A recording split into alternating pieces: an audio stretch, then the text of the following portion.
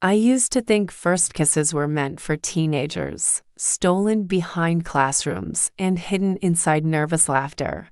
But life has a way of rewriting rules when you least expect it. And mine began changing the day I saw his name again after 10 long years, glowing on my phone like a memory that never truly left. His name was Arav, the boy who sat 2 rows ahead of me in school, the one I noticed every morning but never spoke to. The one whose presence made my heart race silently while I pretended to care only about textbooks and exams. Back then, we were all unfinished versions of ourselves, too young to understand feelings, too afraid to name them, and somehow convinced that there would always be more time later, more chances, more courage waiting just ahead. I remember watching him laugh with his friends, memorizing the sound without realizing it, telling myself it didn't matter, that school crushes faded, that life would move on. And maybe that was true, but some feelings don't disappear, they just learn how to wait quietly. After graduation, life scattered us in different directions, new cities, new responsibilities, new versions of ourselves shaped by choices and compromises, and slowly, almost without noticing, I stopped expecting to ever see him again.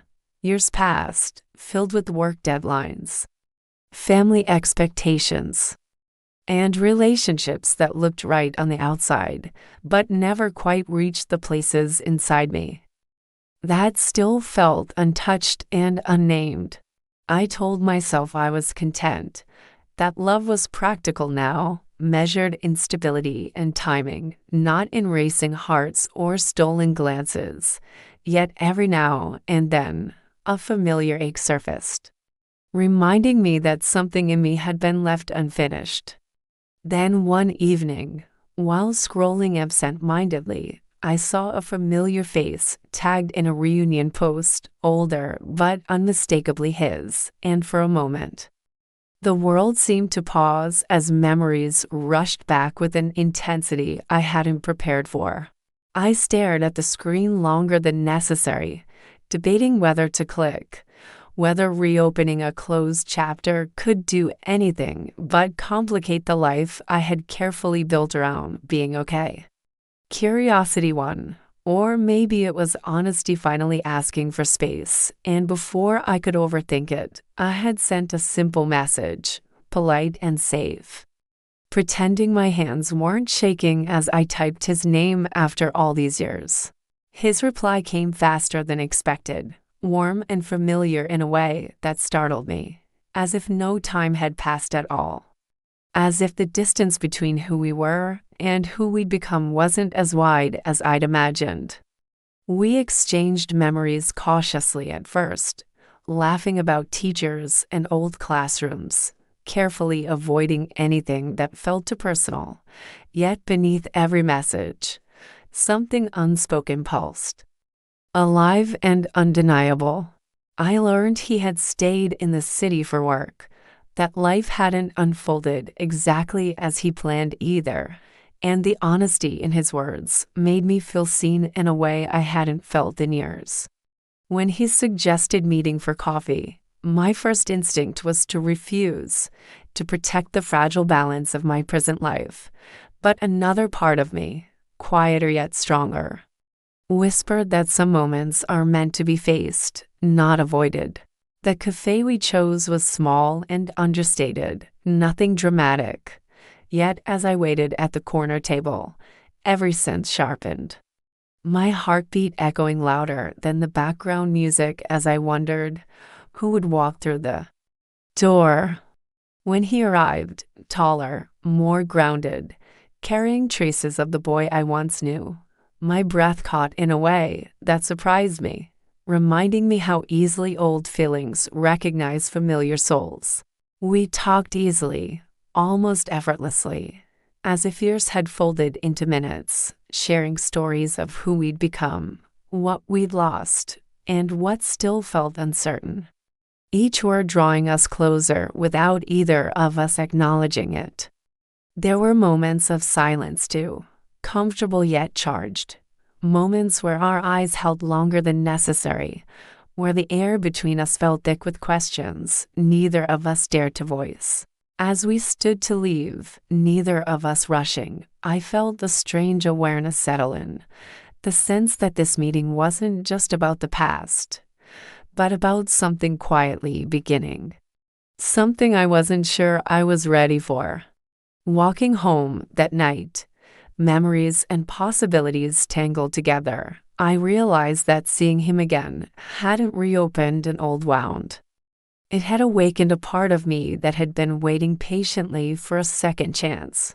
I didn't know yet that this reunion would lead to the first kiss of my life that truly mattered, not rushed or stolen, but chosen, earned, and deeply felt. And that realization lingered with me long after the night ended. After that coffee meeting, I told myself not to read too much into it, convincing my rational mind that reconnecting didn't automatically mean anything more, yet my heart refused to listen. Replaying his smile and the ease of our conversation late into the night, we started texting more regularly, not constantly, but with an intention that felt different from casual catch-ups, checking in about our days, sharing small frustrations, and slowly allowing space for honesty that had never existed between us before. There was a comfort in talking to him that surprised me, a sense of being understood without having to explain myself too much. As if some invisible thread from our school days had remained intact all along. He remembered things I thought no one noticed back then, like how I used to sit near the window to avoid being called on, or how I always pretended not to care when exams were mentioned. And those memories made me feel strangely seen. One evening, he admitted that he had noticed me in school too, that he had wanted to talk to me but never found the courage, and hearing that softened something deep inside me. Rewriting the narrative I had carried for years, I realized then how much timing shapes our lives, how easily moments slip past when fear steps in, and how different things might have been if we had been braver, younger, or simply more honest. We met again, this time for a long walk instead of coffee, choosing quiet streets where conversation flowed without interruption. Our footsteps matching naturally as if our bodies remembered a rhythm our minds had forgotten. The city lights reflected in his eyes as he spoke about missed chances and lessons learned, and I found myself sharing parts of my story I usually kept guarded. Trusting him in a way that felt instinctive rather than calculated. There was no pressure, no dramatic declarations. Just two adults slowly circling something meaningful, aware of its presence, but careful not to rush toward it too quickly. Sometimes our hands brushed as we walked, brief accidental touches that sent warmth through me, and each time it happened, neither of us pulled away immediately, allowing the moment to linger just long enough to feel intentional. I noticed how attentive he was, how he listened fully instead of waiting for his turn to speak, and that simple act made me realize how rare it was to feel genuinely heard. Still, doubt crept in during quiet moments, reminding me of past disappointments, whispering that reopening my heart came with risks I wasn't sure I wanted to face again. I wondered if we were chasing nostalgia, if the idea of what we could have been was blurring the reality of who we were now, and those questions kept me awake more than once. He seemed to sense my hesitation, never pushing, never demanding clarity, allowing things to unfold at a pace that felt safe, and that patience slowly earned my trust. One night, during a long call that stretched past midnight, we laughed about something trivial, and in that laughter, I felt a closeness that went beyond words. A warmth that settled quietly in my chest. After we hung up, I stared at my phone, realizing how naturally he had become part of my routine, how his presence now shaped my days in small but significant ways. When he asked if I would come with him to a small gathering with old school friends, my first instinct was fear, but beneath it was curiosity. The urge to see how this unfinished story fit into the present. I agreed, knowing that stepping into shared memories might bring clarity or confusion, but also understanding that avoiding the past had never truly protected me. As the date approached, anticipation mixed with uncertainty, and I felt the familiar tension of standing at the edge of something important, aware that whatever happened next could change everything. Deep down, I sensed that we were moving closer to a moment neither of us could ignore much longer, a moment that would ask us to choose courage over comfort. I didn't know how or when it would happen, but I knew that the space between us was shrinking, and with it, my ability to pretend that my feelings were still unfinished memories instead of something very real. The evening of the gathering arrived quietly, without drama, yet my nerves told a different story as I got ready. Aware that stepping into a shared past might finally force the present to speak honestly. Seeing familiar faces brought a strange mix of nostalgia and distance, laughter echoing with memories that no longer belonged to who we were now, and through it all, Arav stayed close, a calm presence anchoring me. We talked with others, smiled at old stories, but every now and then, our eyes met across the room, holding a little longer than necessary, as if checking in silently, reassuring each other that this was okay. At some point, we stepped outside for air, the noise fading behind us, the night cool and still, and suddenly it felt like the world had narrowed again, just like it had at the cafe weeks ago. Standing there, I realized how far we had come from those quiet school days, how much courage it took just to be present now, to not hide behind what was familiar and safe. I used to imagine moments like this, he admitted softly, not looking at me, but I never thought they'd actually happen, and the honesty in his voice made my chest tighten. I confessed that I had imagined them too, that part of me had carried him quietly through the years, even when life tried to convince me to move on. And saying it out loud felt both terrifying and freeing.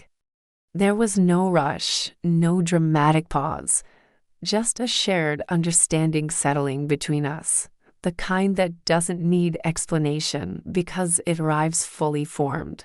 He turned toward me then, slowly, giving me time to step back if I wanted to, and I realized I didn't want to, that fear had lost its grip sometime along the way. My heart pounded as he lifted his hand, hesitating before gently brushing his fingers against mine, a question in the space between us that I answered by staying still. The closeness felt different from anything I'd known before, not rushed or overwhelming, but steady, grounded, filled with years of missed chances and lessons learned. When our lips finally met, it was soft and tentative, a kiss shaped by patience rather than urgency, carrying the weight of everything we hadn't done when we were younger. Time seemed to pause, the world quieting as if giving us permission to exist fully in that moment, and I felt a warmth spread through me that had nothing to do with the night air. We pulled back slowly, both smiling in disbelief, as if surprised that something so simple could feel so significant, so complete. I laughed softly, partly from nerves, partly from relief, and he smiled back in a way that told me he felt it too, the shift, the clarity.